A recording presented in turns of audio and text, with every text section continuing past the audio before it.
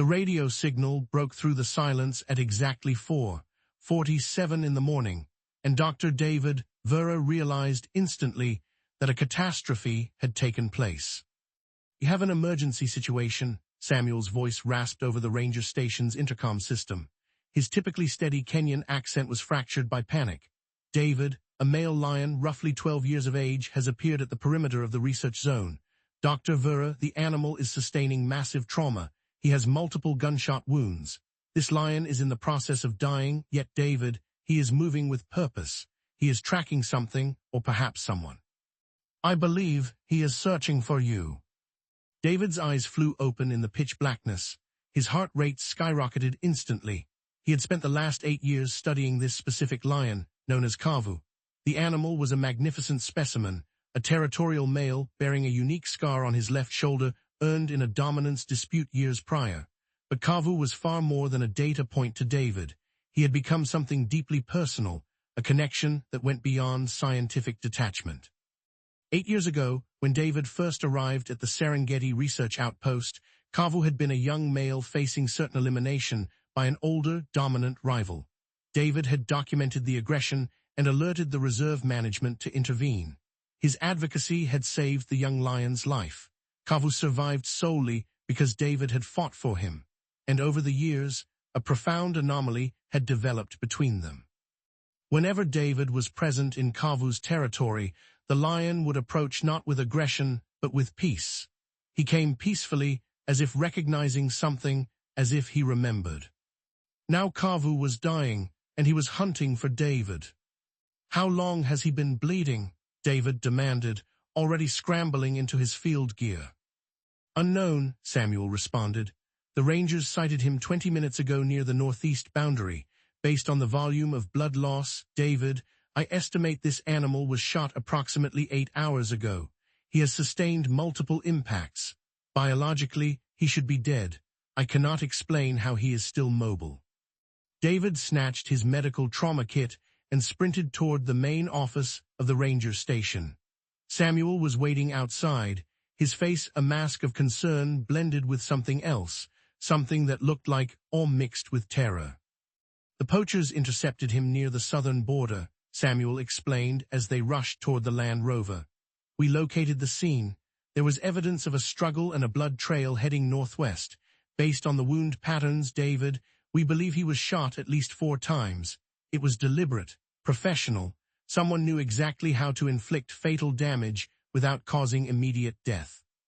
They drove through the African night, navigating by GPS coordinates beamed from the northern boundary.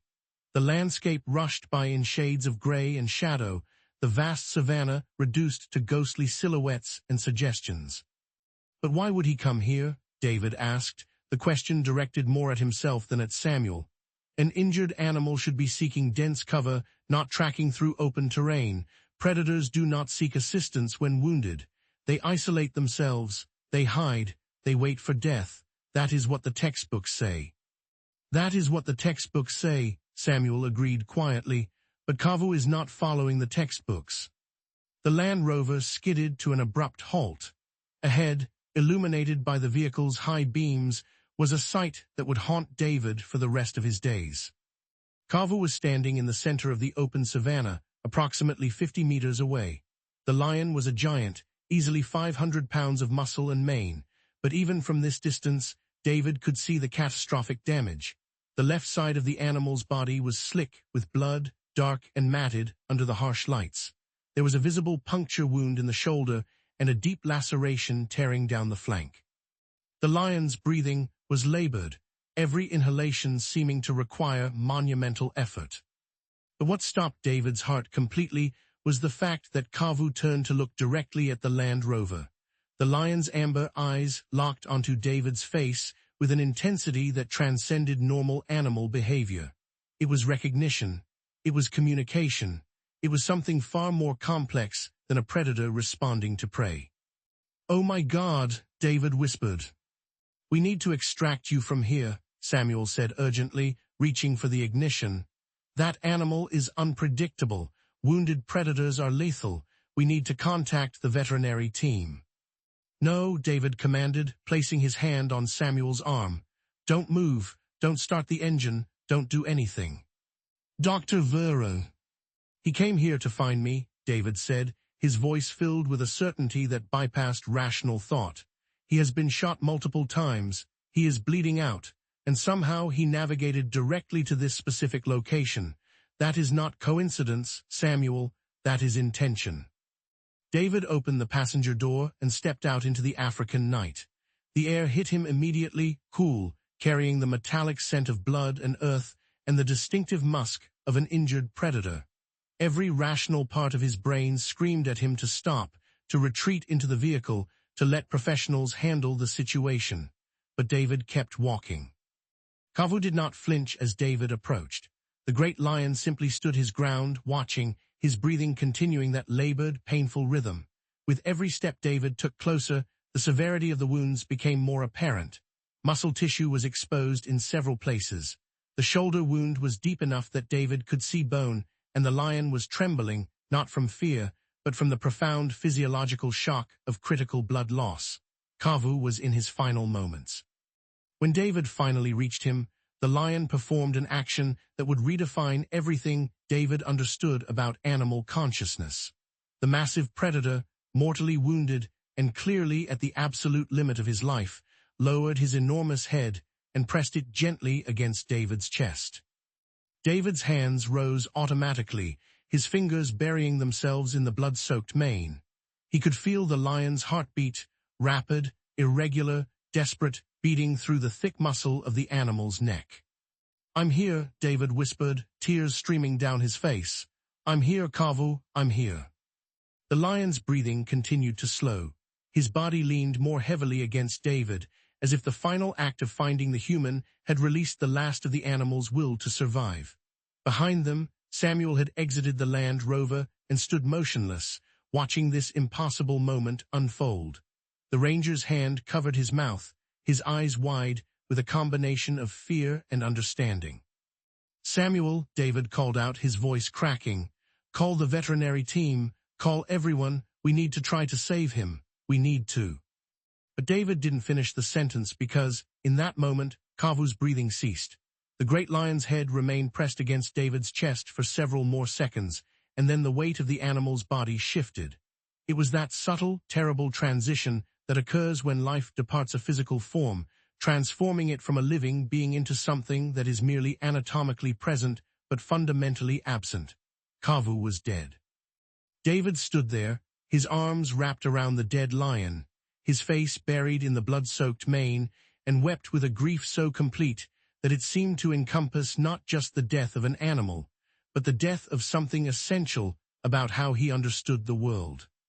The rangers found them like that when they arrived 15 minutes later. A man in his 50s cradling the body of a mortally wounded lion, tears streaming down his face, whispering words of gratitude and apology into the matted fur of an animal that would never hear them. That photograph, David holding Kovu's body in the pre-dawn light, would change everything. Within hours, the image had been transmitted to news agencies. By sunrise, it was trending globally. By midday, it had been viewed over 50 million times. By evening, the story of a mortally wounded lion that had searched for and found a human being it loved had become the most viral story on the internet. The narrative was simple and profound. An animal, dying, bleeding out, had traveled 12 kilometers through open savanna to reach a specific human being. A creature that humans were supposed to fear had instead chosen connection. He had chosen love. He had chosen to die in the presence of someone he had come to care for. The veterinary examination revealed something that shook the entire research community. Kovu had been shot 5 times. The bullets had penetrated his body at precise angles, the work of someone who knew exactly how to wound an animal without killing it immediately. The trajectory analysis suggested the shooting had occurred at least 8 hours before the lion arrived at David's location. A mortally wounded lion, bleeding from 5 gunshot wounds, had somehow managed to walk over 12 kilometers through open savanna terrain to reach a specific human being. The medical examiners couldn't explain it. The biologists couldn't explain it. But everyone who saw that photograph understood one thing: consciousness existed in animals in ways that science had been systematically underestimating.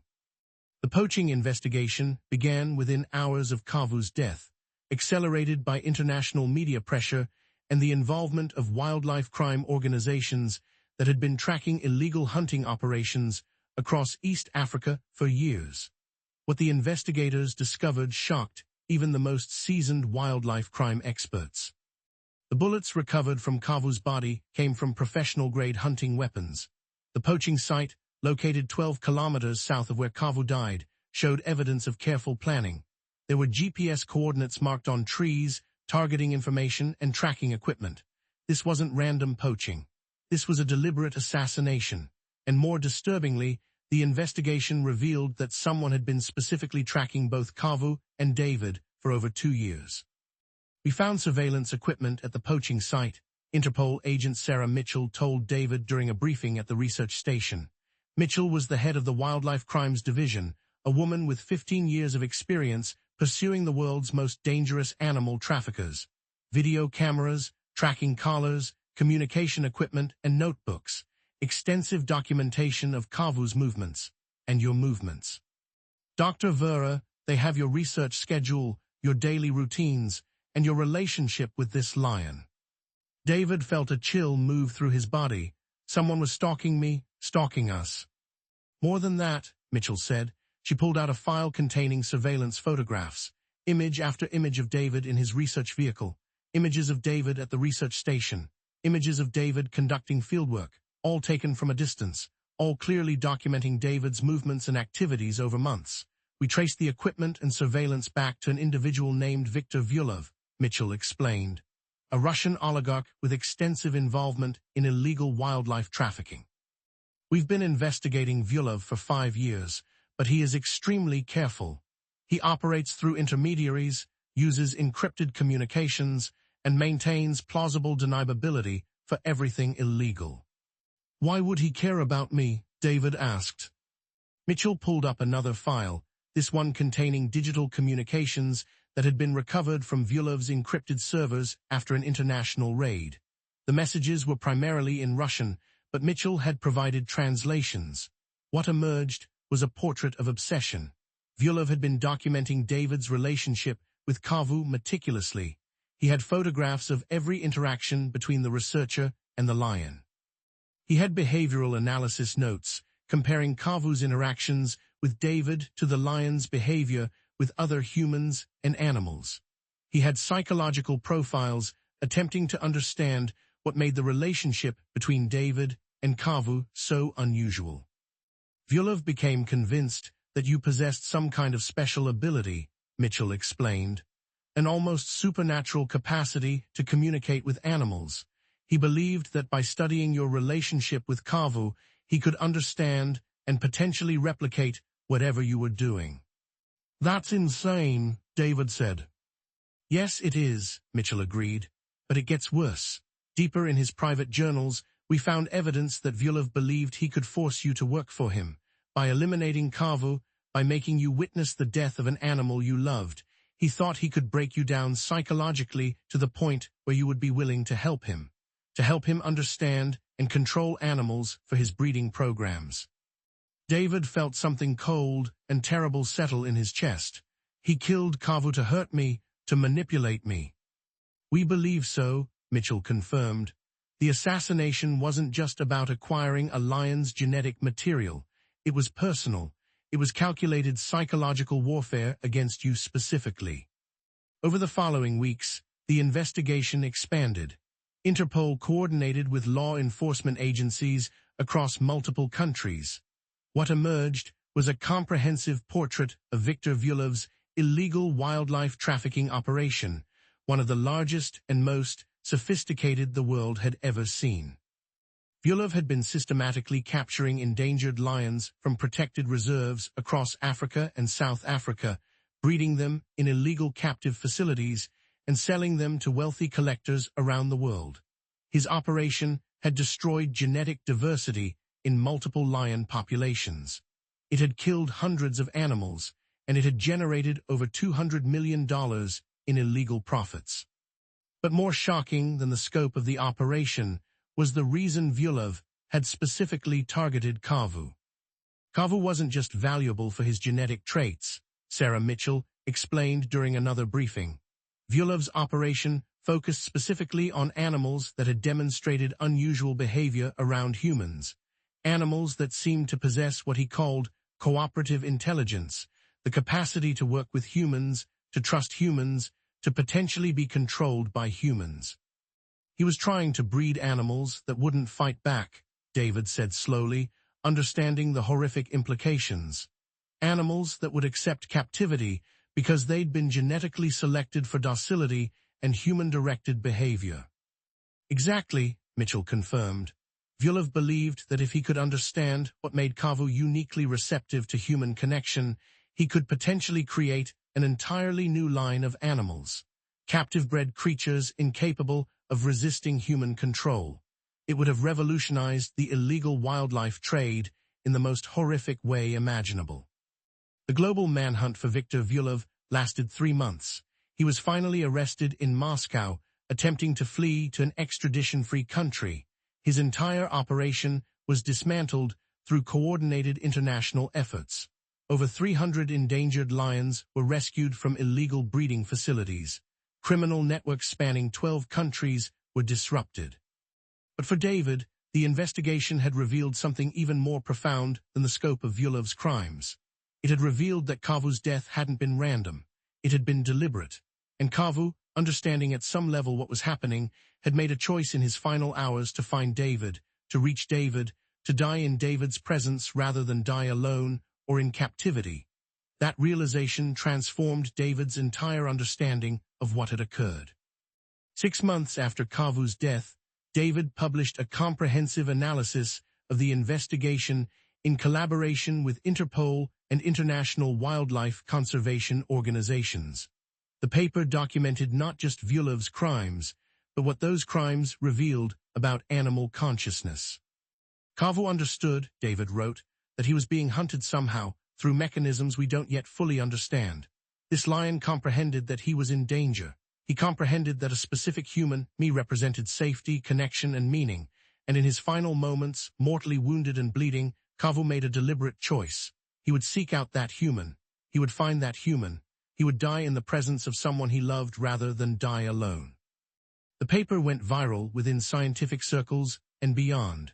Universities began offering courses analyzing what Kovu's death revealed about animal consciousness. Conservation organizations began rethinking their approach to wildlife protection, incorporating the possibility that animals possessed far more sophisticated cognitive and emotional abilities than previously assumed. But more importantly, the story of Kovu sparked a global movement. People around the world began sharing stories of their own connections with animals, stories of pets that seemed to understand human emotions, stories of wild animals that had made choices that defied simple survival instincts, stories of consciousness in animals that had been dismissed by science but seemed absolutely real to those who had experienced them. The narrative shifted. Animals were no longer just biological machines responding to stimuli. They were conscious beings capable of emotion, memory, and choice. David received thousands of letters from people around the world. Scientists writing about their observations of animal behavior.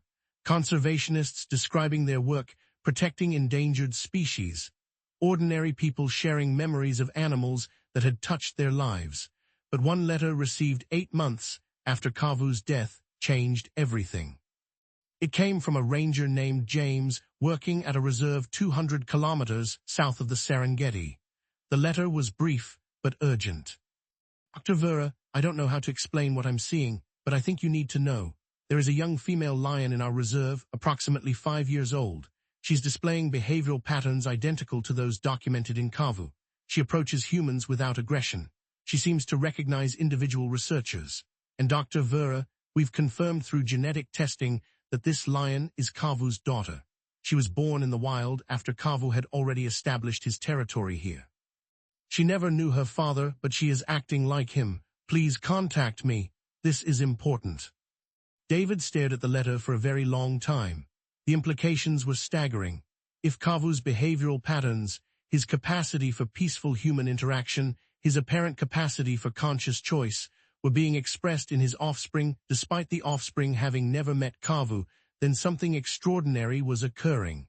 Consciousness might be heritable, not through genes alone, but through something else.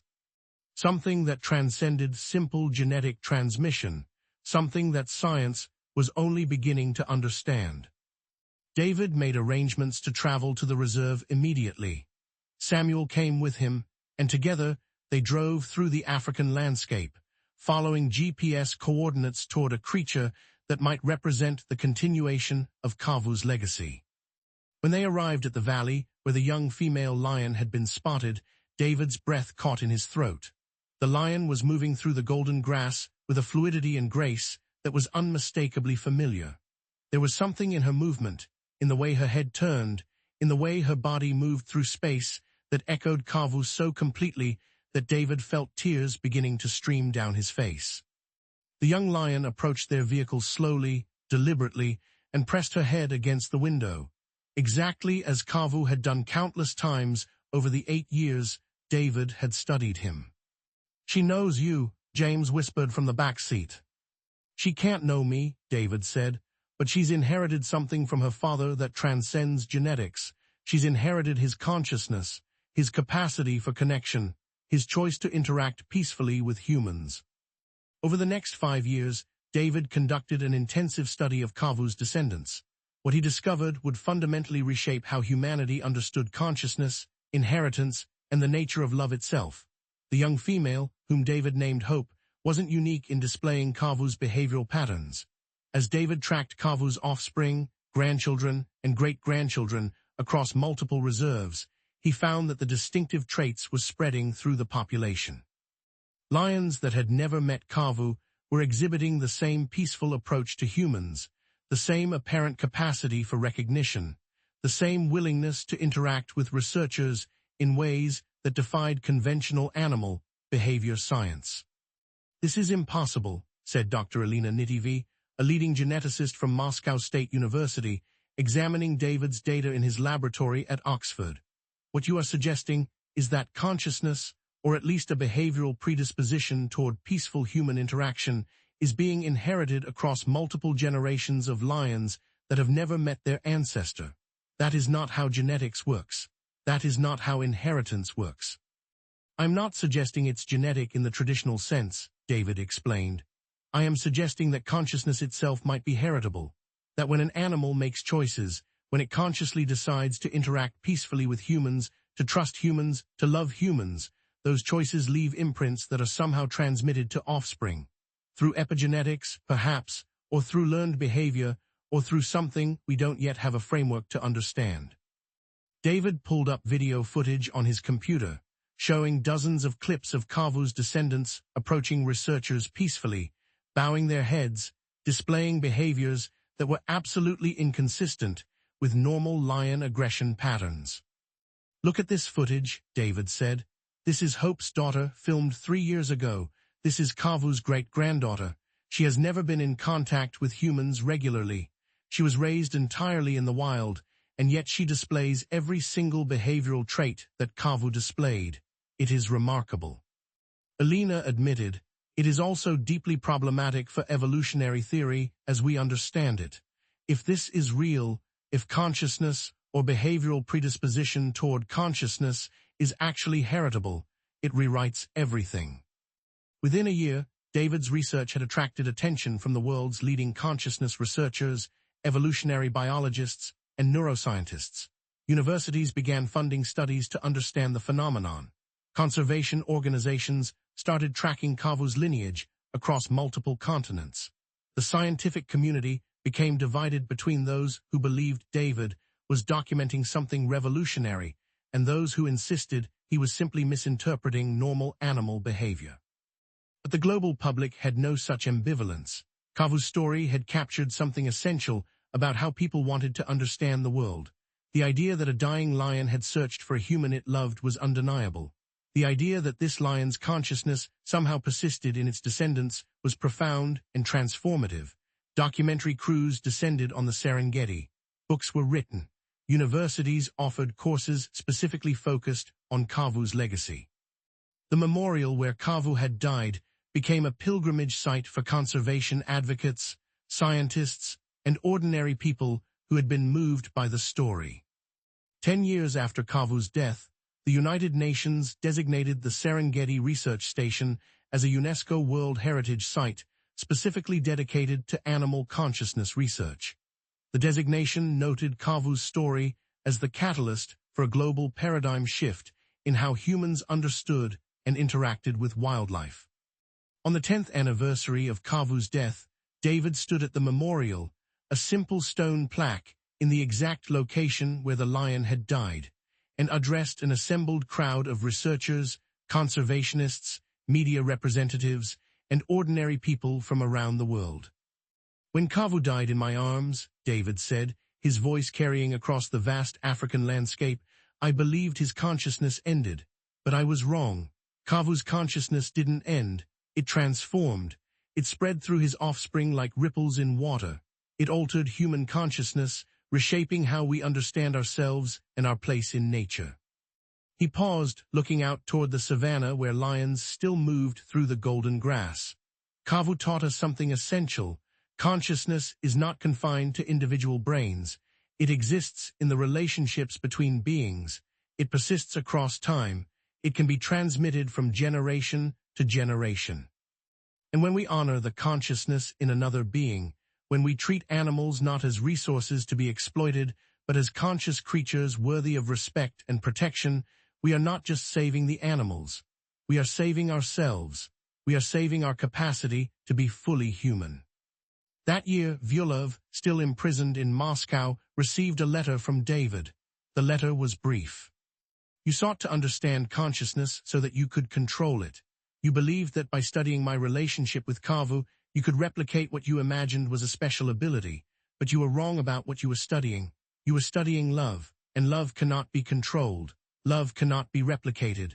Love can only be honored. Kovu is dead, but Kovu's consciousness lives in his descendants, and it lives in the hearts of millions of people around the world who have been transformed by his story. Your attempt to kill him failed completely. Instead, you created a martyr. You created a symbol. You created evidence that consciousness transcends death, species, and all the boundaries humans have tried to erect between the natural world and ourselves. I hope you are finally beginning to understand that." 15 years after Kovu's death, David published his final comprehensive work, Consciousness Across Species, the evolution of cross-species recognition in Panthera leo, and its implications for understanding animal cognition. The book was part scientific research, part memoir, and part meditation on the nature of love and consciousness. The final chapter was titled Kovu's Teaching and contained David's most profound reflections. Lion died searching for a human he loved. This is not a metaphor. This is not romantic fiction projected onto animal behavior. This is documented fact, and this fact reshapes everything we understand about consciousness, emotion, and our relationship with the natural world. Kovu understood that he was in danger. Kovu understood that a specific human represented safety and connection. Kovu understood these things at a level of consciousness that we are still struggling to comprehend. And Kovu made a choice. In his final hours, mortally wounded and bleeding, Kovu chose to seek out that human rather than hide or seek shelter or behave in any way consistent with normal predator survival instincts. Kovu chose love over survival. And that choice, that single extraordinary choice, has reverberated across the world, changing how an entire species understands itself and its relationship with all other conscious beings on this planet. 20 years after Kovu's death, David, now 73 years old, stood once again at the memorial in the Serengeti. This time he was not alone. Standing beside him were researchers from 52 countries, conservation organizations representing over 15 million people, government officials, indigenous leaders, and journalists. But more importantly, moving through the golden grass behind them were lions, dozens of them, all descendants of Kovu.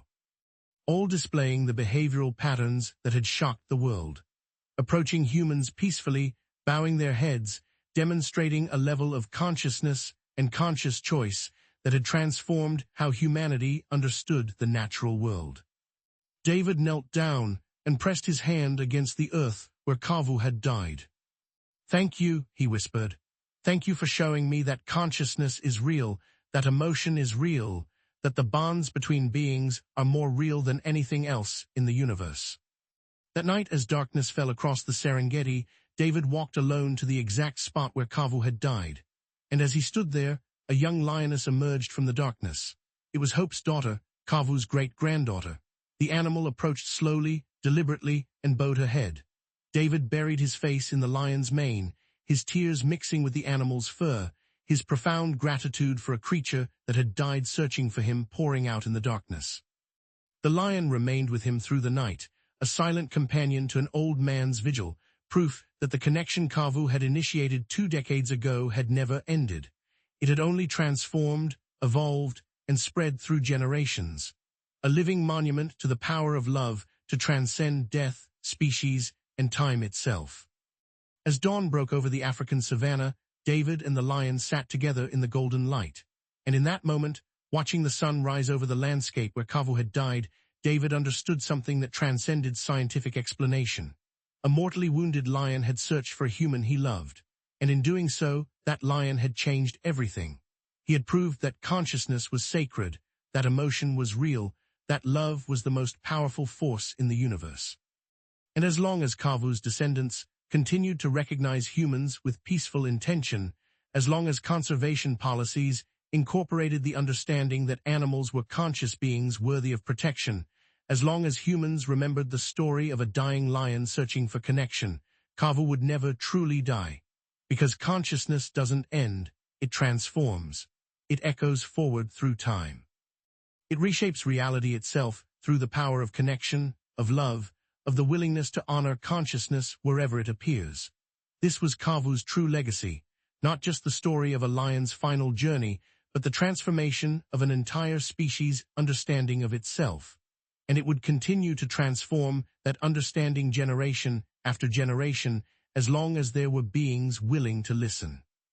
The viral video of David cradling Kovu's body had been viewed over 2 billion times. The story had been translated into 98 languages. Kovu had become a global symbol of the possibility that consciousness transcended species, that love was the most fundamental force in nature, and that animals deserved not just protection, but reverence. In universities and research stations across the world, young researchers studied Kovu's legacy.